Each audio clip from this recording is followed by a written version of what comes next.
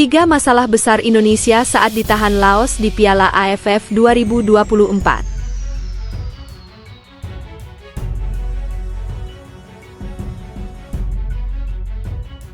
Nếu mà chúng ta nhìn vào bối cảnh hiện tại, cũng may là chúng ta nằm cùng bảng với Indonesia nên chúng ta sẽ, nếu chúng ta vào vòng trong chúng ta sẽ chung kết như anh Ngọc vừa chia sẻ, thì tôi thấy là cái mục tiêu này cũng khá là khó đấy. Nếu mà chúng ta nhìn vào Kata pandit media Vietnam soal timnas Indonesia, kita terlalu melebih-lebihkan mereka, ternyata segitu doang.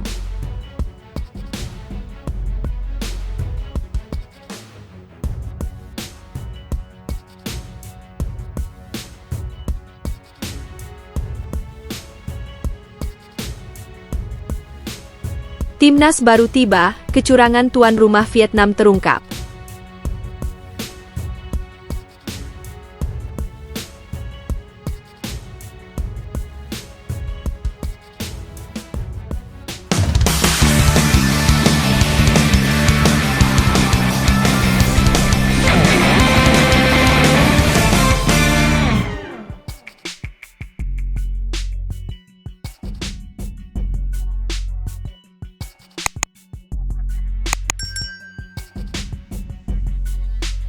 Tiga masalah besar Indonesia saat ditahan Laos di Piala AFF 2024.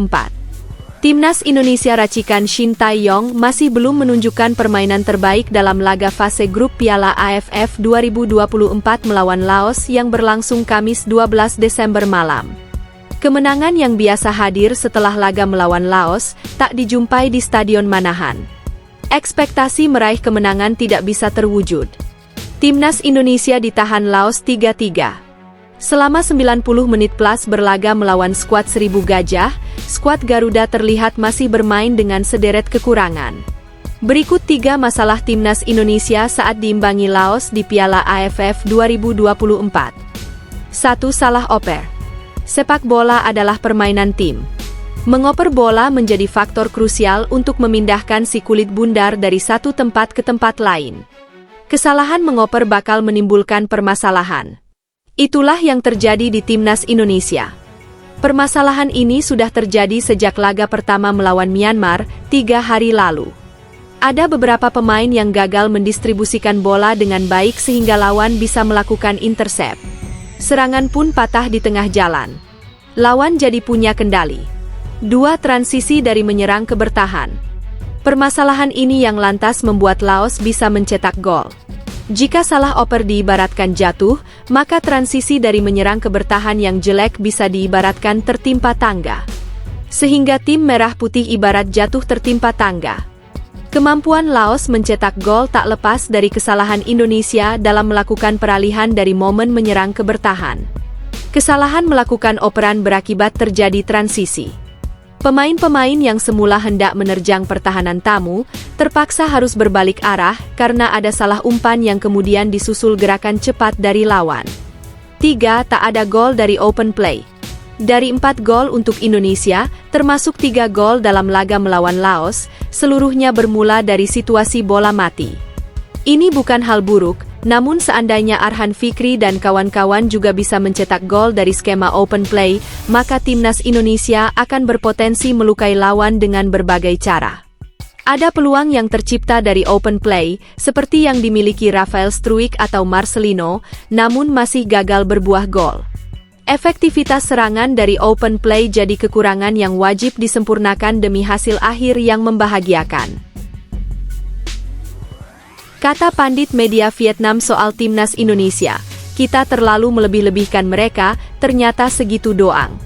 Pandit sepak bola Vietnam, Phan Anh Tu merasa terlalu melebih-lebihkan Timnas Indonesia di Piala AFF 2024. Kualitas sebenarnya pasukan Garuda terlihat jelas saat ditahan imbang Laos 3-3, Kamis, 12 Desember 2024 malam.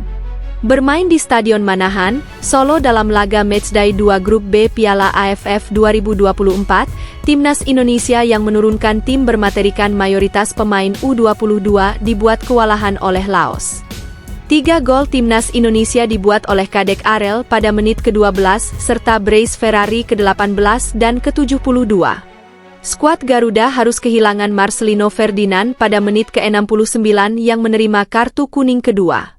Sementara itu, 3 gol Laos berasal dari Pousomboun Panyafong pada menit ke-9, Phathana Phommathep ke-13, dan Peter Pantafong. Laos bermain Spartan sepanjang pertandingan.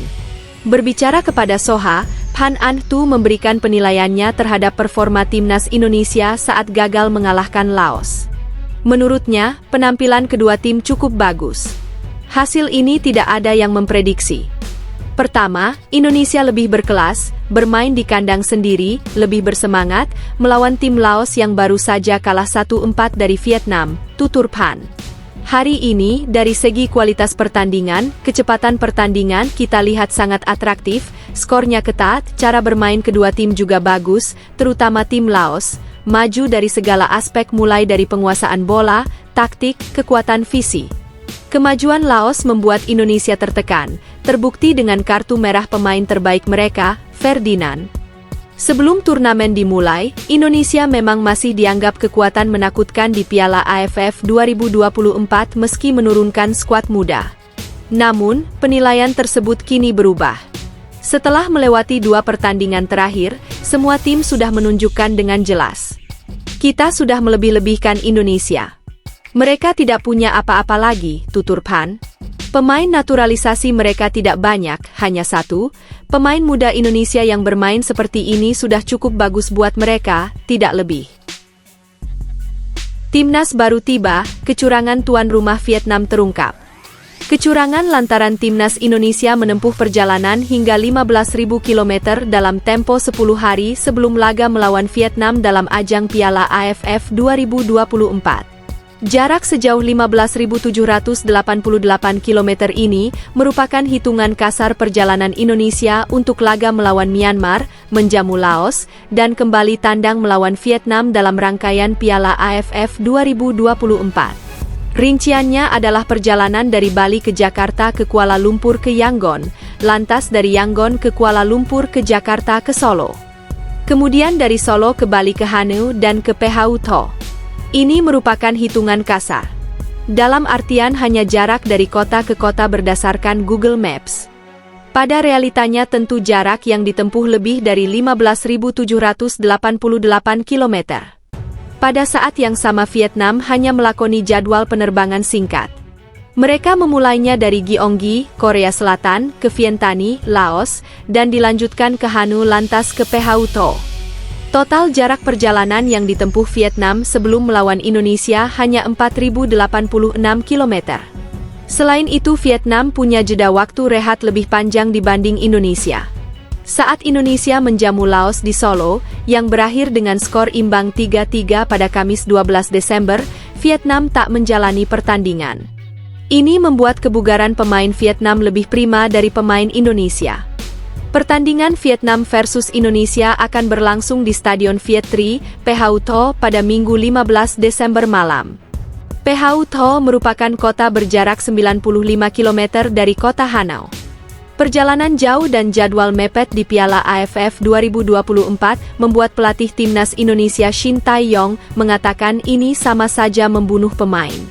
Tidak bisa terjadi jeda antara pertandingan hanya 3 hari. Ini sama saja membunuh pemain, kata STY saat jumpa pers pasca pertandingan melawan Laos yang berakhir imbang 3-3 di Stadion Manahan, Kamis 12 Desember.